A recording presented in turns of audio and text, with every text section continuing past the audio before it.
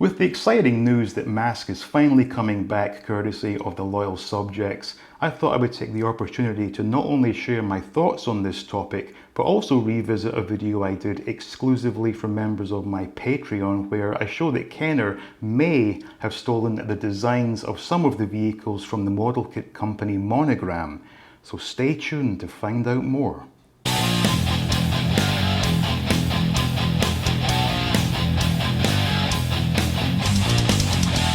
Welcome back. And last year I was thumbing through an old Montgomery Ward Christmas catalogue from 1982 when I thought I'd been caught up in some kind of time warp.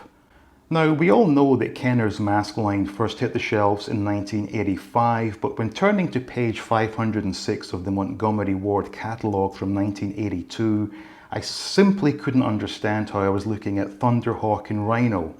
Closer inspection revealed that these are in fact model kits. It takes years from the initial concept of a new toy line to it hitting the shelf, so I think it's entirely plausible that someone at Kenner saw these model kits from Monogram back in '82 and thought they would be a great platform to build from.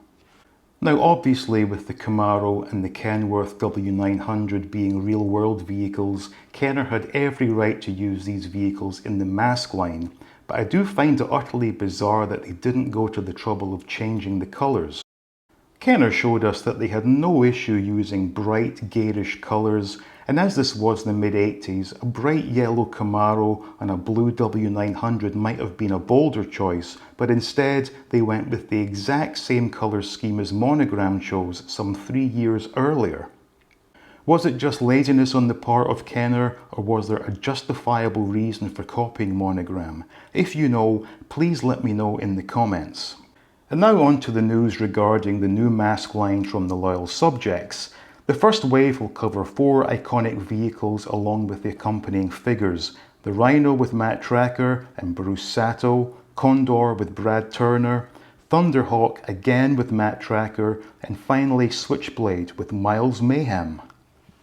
At first glance, everything looks to be identical to the originals from 4 decades ago, but a closer inspection reveals a few upgrades or downgrades depending on your point of view. The first major change relates to the action figures, where despite being the same scale as the originals, now come with additional articulation, which in my opinion is completely unnecessary, and in the case of what appears to be a G.I. Joe style O-ring construction, leaves the figures with ridiculous looking crotches. Another major change is the decision to paint the eyes. I always liked the unpainted faces as it gave the figures a really clean look, but as you can see from these images, painting such details on a figure of this size can leave things looking quite wonky. Despite being all new sculpts, the vehicles do look remarkably similar to the originals with one glaring change. There's no chrome. This, I think, will be a potential deal breaker for some, as it was the extensive use of chrome that made the M.a.s.k line really stand apart. The final update is the addition of blast effects, which, while nice, are not really essential. So here are a few bullet points regarding this new line. They will be using the short masks for now and will make a decision on future releases of figures that never came with short masks in the 80s.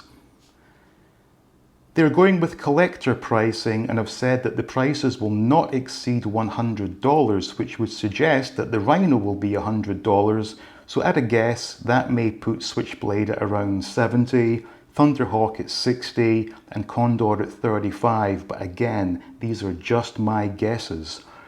Sadly, customers have to apply the stickers themselves. Initially, the line will launch at Big Bad Toy Store and Entertainment Earth, with more retailers getting these at a later date. So I imagine that customers from outside of America who want to get these upon release will have to pay a premium for shipping.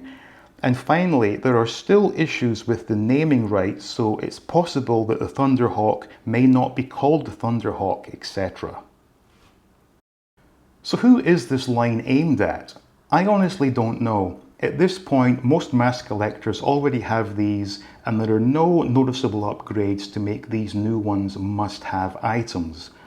Furthermore, I think the lack of chrome might be a deal breaker for some. It is for me because my vintage Rhino was missing a wing mirror and I thought I could replace it with one from this new version, but that won't be possible unless I get myself a chrome pen. I mentioned it earlier, but the extensive use of chrome on the vintage vehicles really made this line stand out, but the dull looking silver used on the new line, it does leave it looking quite inferior. So those are my thoughts. Please let me know what you think in the comments, and if you know why Kenner basically ripped off Monogram, I'd love to hear your thoughts.